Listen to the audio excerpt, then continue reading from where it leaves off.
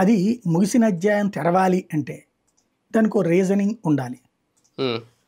ఒరిస్సా వాళ్ళు అడగడానికి ఒక ప్రాతిపదిక ఉంది, ఆంధ్రప్రదేశ్ అడగడానికి ఒక ప్రాతిపదిక ఉంది, బీహార్ అడగడానికి ఒక ప్రాతిపదిక. కానీ జాతీయ ప్రాతిపదిక మిస్ అయిపోయింది.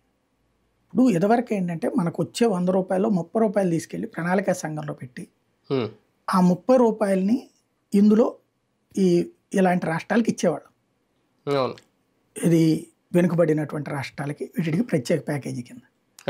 కానీ ఇప్పుడు ఏం జరుగుతున్నది, హోదాకు సంబంధించినటువంటి అంశంలో అసలు ఆ వ్యవస్థను తీసేశారు. ప్రణాళికా సంఘం రద్దు అయిపోయింది కదా. ఇదివరకు ప్లానింగ్ కమిషన్ చైర్మన్ ఒక కమిటీ ఉండేది జాతీయ స్థాయిలో, దానికి ప్రధానమంత్రి అధ్యక్షత ఉండేవాడు. అంటే అప్పుడు నీతి ఆయోగ్ లేదు. అలాగే రాష్ట్రానికి ఒక ప్రణాళిక సంఘం ఉండేది.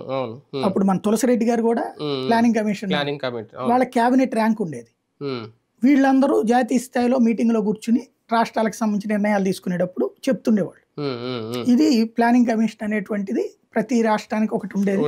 వీళ్ళు ఆయా రాష్ట్రాల పరిస్థితులకు అనుగుణంగా ప్రపోజల్స్ పెట్టేవాళ్ళు. ఫైనల్ గా కేంద్రంలో ఉన్నటువంటి ప్రభుత్వ అధికారంలో ఉన్నవాళ్ళు ఏ రాష్ట్రాలకి ఎక్కువ ఇవ్వాలనుకుంటారో అది ఇవ్వడం తప్పించి వాళ్ళ పాలిత రాష్ట్రాల వాళ్ళకి ఎక్కువ నడిచేది వెళ్ళిపోయేది. అది బాగా వివాదమైంది. ఎందుకంటే సుదీర్ఘకాలం పాటు కాంగ్రెస్ అధికారంలో ఉండటం, ఈవెన్ కాంగ్రెస్ మద్దతుతోనే అనేక పక్షాలు అధికారంలోకి వచ్చినాయి. United front, national front time